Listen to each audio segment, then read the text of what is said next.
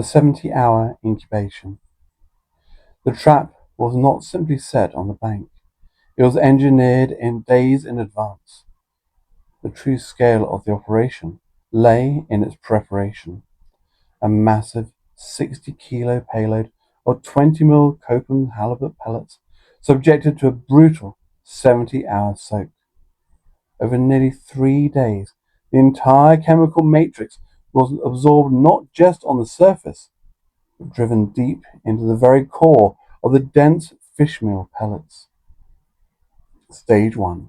The deep saturation. During those 70 hours, the 5 liters of monopropylene glycol, MPG, and dense liver extract push past the hard outer crust of the 60 kilos of bait, pinned by 500 grams of fine Himalayan salt. The MPG acted as the ultimate solvent, dragging the raw amino acids deep into the center of every 20 mil halibut pellet. These were no longer standard feeds, they were saturated, heavy sponges of localized attraction, waiting to be unleashed. Stage 2. The volatile seal. As the heavy liquids penetrated to the core, the second stage locked them in. The chili hemp and salmon oils, spiked with punishing liter of hot pepperoni and 500 milliliters of pure garlic oil, covered the massive payload.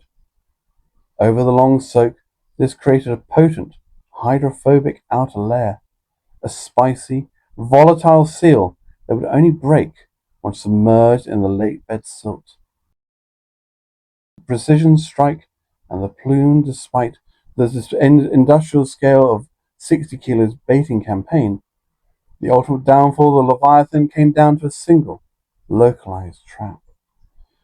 The PVA bag descended silently into the dark waters of Milton Pools.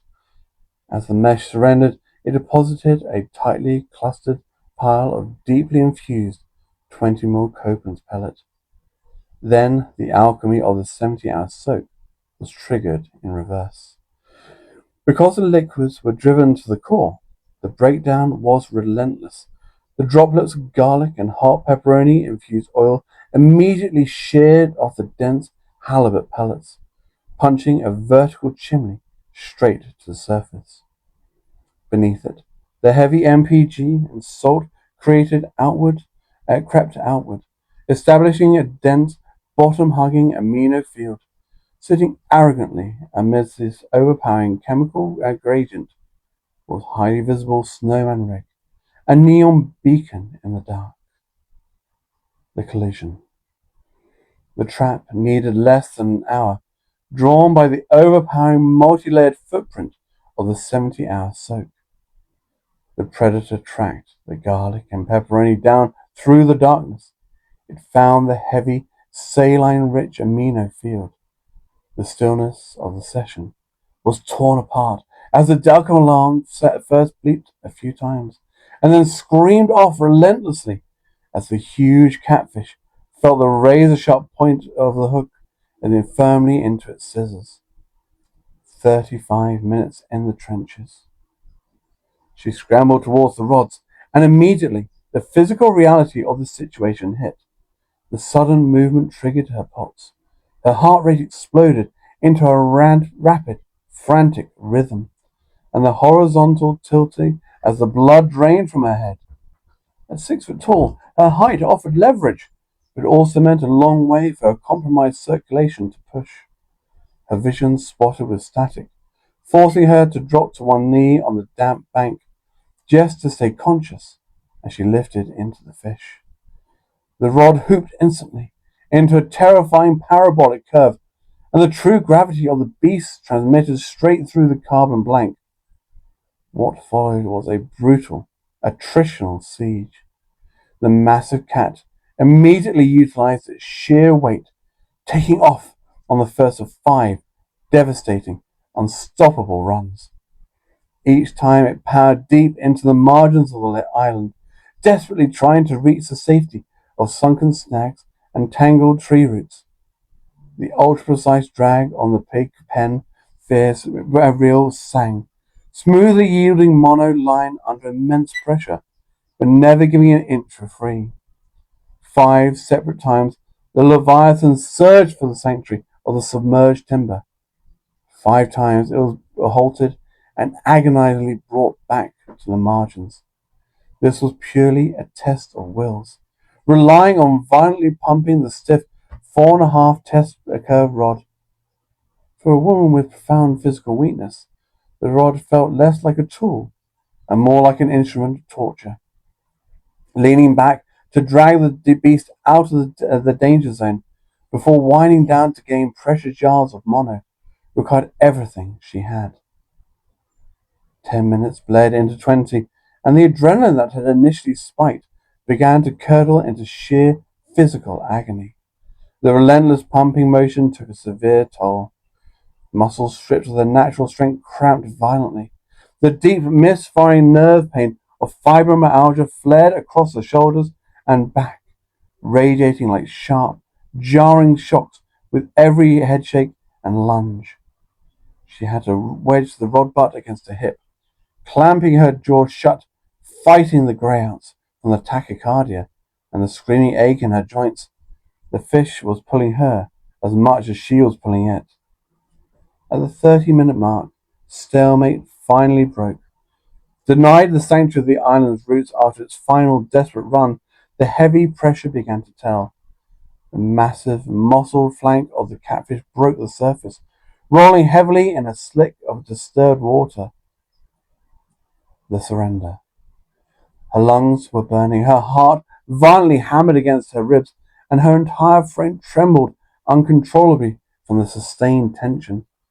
Shifting her weight on unsteady legs, she reached for the mesh, but the battle was far from over. Seeing the net, the enormous catfish found a terrifying final reserve of energy. It violently shook its prehistoric head and powered straight into the dense margin lily beds. This wasn't just a single surge, it became an agonizing cycle that required 4 separate attempts to finally net the beast. Every single time she drew the mottled flank close to the bank, the fish would erupt in a violent roll and bury itself into the thick, fibrous stems. To stop the big predator from snagging her completely, she had to plunge the tip of the rod deep under the surface of the water.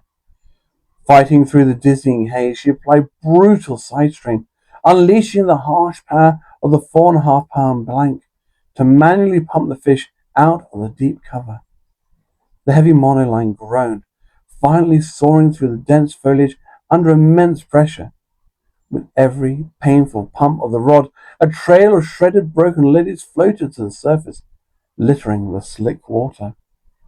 4 times she coasted back from the weeds. On the 4th time, it fought back. Finally, on the final attempt, the exhausted Leviathan rolled heavily over the cord. The return.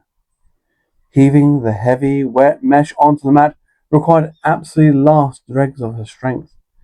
Kneeling beside the dark Leviathan, the physical toll was absolute. Hands shaking so badly she could barely unhook the rig, breath ragged, clothes damp with sweat and effort. Maneuvering the heavy, sodden waistling beneath the tripod, she hooked the loops into the suspended scales. Gripping the metal bars, she braced her legs and tried to pull. Nothing happened. Her arms, completely spent from the grueling 35-minute siege, simply refused to fire. The lactic acid and the deep, radiant ache of fibromyalgia had drained the very last reserves of her physical power. She could not lift the massive bulk of the 60-plus pound catfish off the ground. And glancing around the banks of Milton Pool, the quiet reality set in. The lake was completely deserted. There was no one around to call on for help. It was just her and the beast on the mat. In specimen angling, true respect is measured not by the numbers on scales, but by the absolute welfare of the animal. Pushing her own exhaustion aside, she made the only ethical choice. Abandoning the weigh-in, she reached for a bucket, repeatedly dousing the dark mottled skin with cool lake water to ensure the fish remained perfectly safe and hydrated. Working quickly, she captured a brief video and a few photos to document the victory, keeping the animal's health as her uncompromising priority. With the hook cleanly removed and the documentation complete, she carefully lifted the wasteling onto the glide mat towards the water's edge. Slipping the massive predator gently down the slick PVC, she held it securely in the margins, feeling the raw, muscular power slowly return to its thick frame. In its own time, with a sudden, authoritative thrust of its massive tail, the Leviathan powered out of her hands, sinking back into the dark depths of the lake, leaving nothing behind but a swirling vortex in the silt. The aftermath. As the water settled, the last thread of adrenaline that had been artificially holding her together finally snapped. She collapsed backwards onto the cold, wet earth of the bank.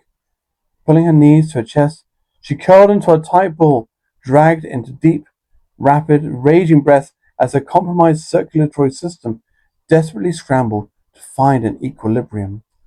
The darkness had been threatening the edge of her vision, finally swallowed her whole, pulling her into a sudden, heavy, blackout sleep right there on that damp ground. 10 minutes later, the biting chill of the night air awoke her. Her joints screamed with the familiar, punishing flare of fibromyalgia.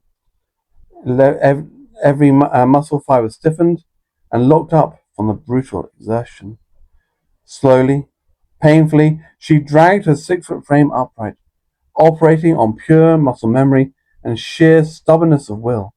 She moved methodically around the peg in the dark, securing her gear and tiding the chaotic aftermath of the capture.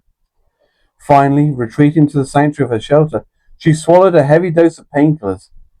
As she collapsed heavily into that bedchair, the absolute bone-deep exhaustion pulled her under. The 70-hour equation had been perfectly solved. The Leviathan was back in the depths. As the medication began to dull the screaming nerves, she drifted off into a profound, victorious slumber.